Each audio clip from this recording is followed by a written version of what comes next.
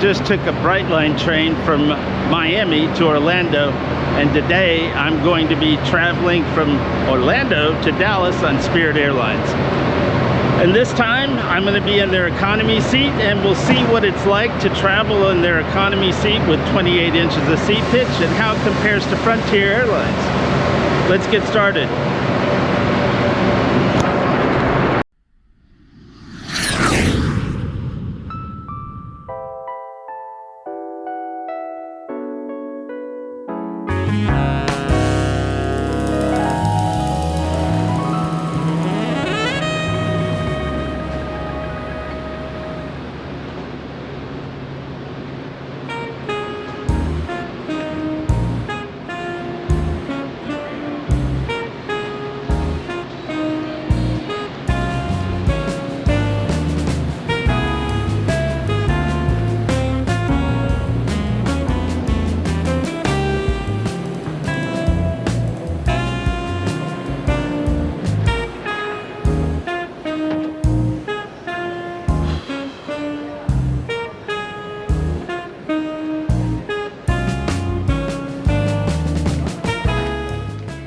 If you're wondering if the train is convenient, worth it, or anything else in terms of getting to the Orlando airport, I have an answer.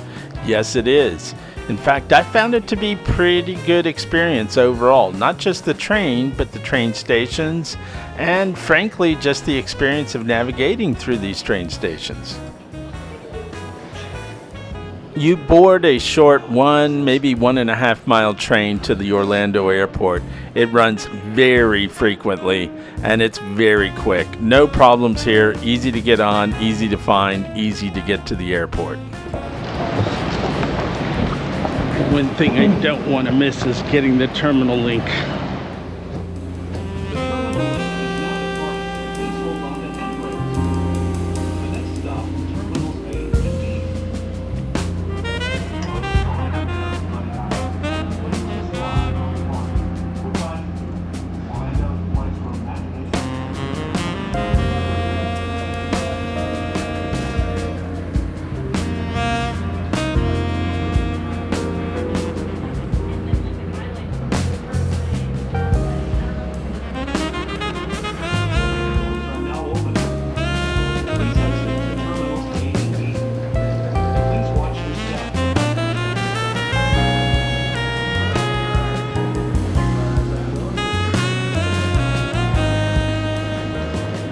Take note, I was traveling through this airport during the TSA shutdown. I would say that the lines appeared to be averaging somewhere between 60 minutes and maybe 90 minutes for the average TSA person to get through. I was able to get through in about 18 or 20 minutes through both TSA pre-check and clear. Now that's remarkable because typically that gets me through an airport security line in about 4 minutes.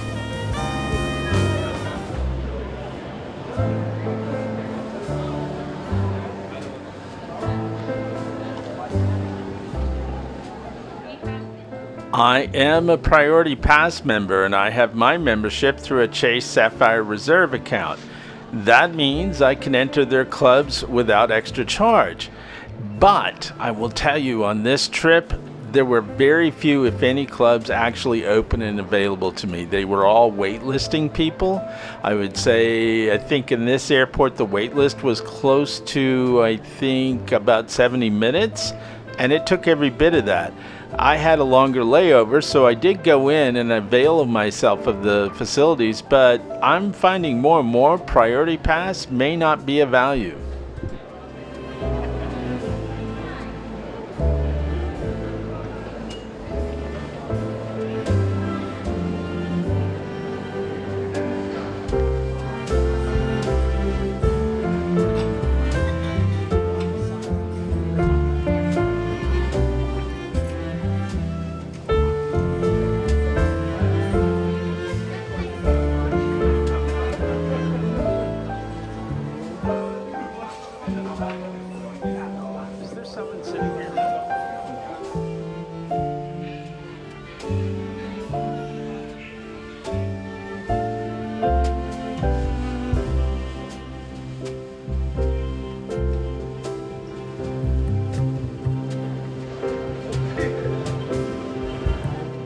Now look, I got some food, I got some coffee, I felt better, and that alone is worth a little bit of money. But waiting for it, in hindsight, I probably should have just gone to a bar, got a sandwich, and moved on with my life. Brand new A321neo, and we should be boarding in just a few minutes. Let's get going.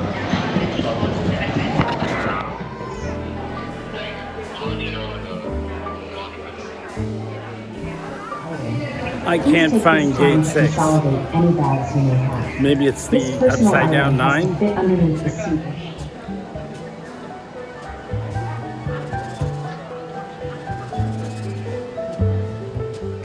This is what happens on a low-cost carrier. Notice that my gate is not in fact 6, it is 8. And at gate 8, I found my flight home.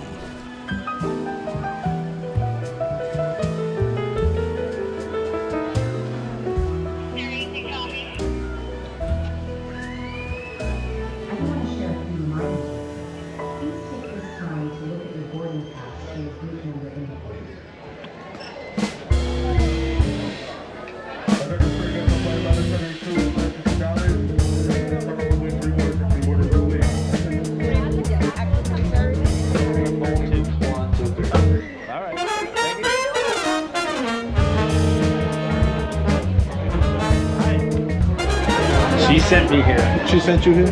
What's your name? Robinson. Thank you. Huh?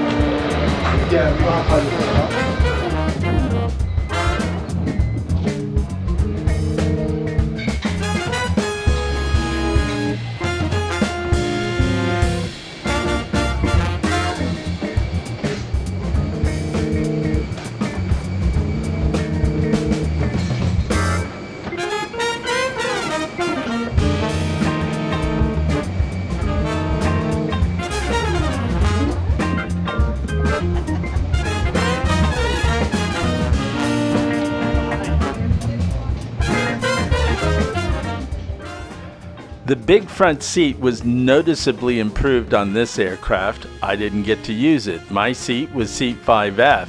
And at seat 5F, I found myself having actually a really pretty good set of legroom. The legroom and my feet were comfortable, and this was not a premium economy seat. It was a better designed seat. Now, I will also say that that seat was a lot harder than average as well, about like what I experienced on Frontier. So I didn't expect long-term comfort.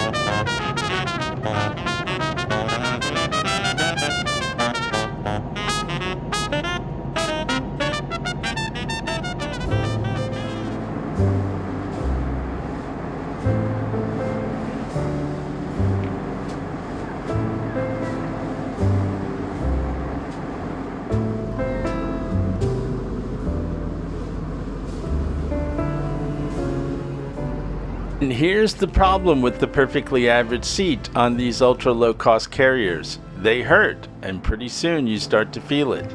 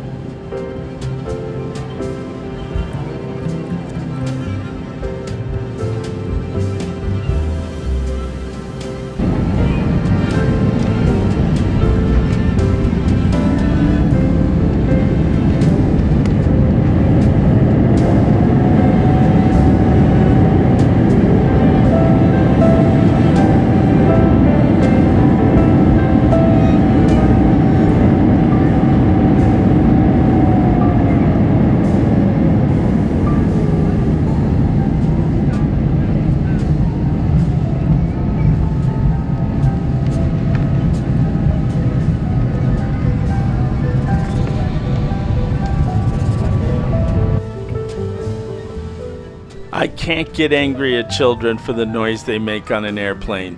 They aren't in control of their environment and they're reacting to it, and I'm okay with that. But now that we've landed, I'm going to talk for a minute about the downside of flying Spirit or other ultra low cost carriers, and that's this. When you're flying on these airlines, you are flying with people who are very inexperienced flyers, and even if they are a little bit, you're with people who are unaware of airline and airplane etiquette. And there are consequences for that. That doesn't mean they're bad people, doesn't mean that they're awful people. To the contrary, it means they are inexperienced people. And with that inexperienced people, the large concentration of that, there are things that happen on these planes that make you less than comfortable. And you have to be aware that's the price of an ultra low cost fare.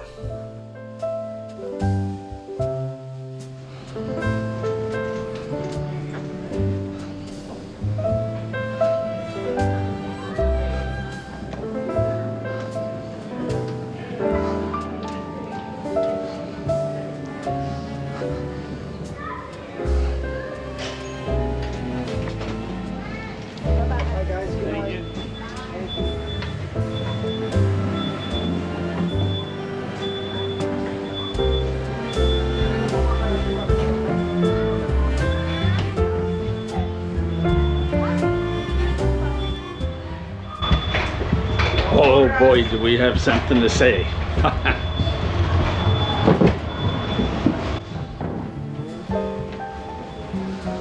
Excuse me.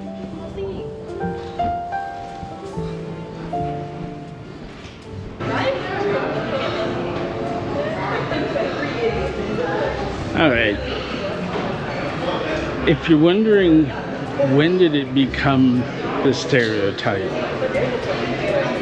It was about an hour into the flight when the exceptionally strong odor of human poop wafted over me and never quite left, no matter how much the ventilation was turned up.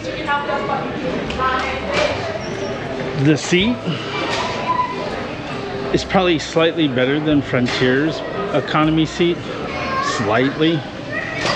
The legroom, I think they configure their seats for a little bit more knee room better than some. It was a brand new Neo and pretty quiet, so I'll give it that. So those are the positives. The negatives, so crowded, so loud, so many children who are having a bad day. I don't hate children, and I don't lack empathy for a kid who's having a bad day on a plane, but it does sit on your nerves. Service seemed okay, but I wasn't interested in service. Flight actually left a little bit more on time than expected. But look, here's the deal. I won't be doing that again on purpose. Would I fly Spirit if I had an emergency in economy? Sure. Would I do it for 4 or 5 hours? Not if I could humanly avoid it. Would I fly their big front seat again? Yeah. But here's the thing. If you're a Spirit customer, you're going to leave early or you're going to leave late more often than not. You're going to leave on a very full plane. And the environmentals are not going to be pleasant. Now, in return, you will pay a very low price. So that's all I've got left to say. Is it better or worse than Frontier? No. Exactly the same, really, for all intent and purpose. I wish them luck as an airline, but it's not my cup of tea, and I will be focusing on other kinds of trips going forward now that I have all this done. Thanks for watching. If you like our videos, please like, comment, and subscribe. And if you don't mind, consider sending a link to a friend or family member if you think they'd enjoy the film. Thanks for watching.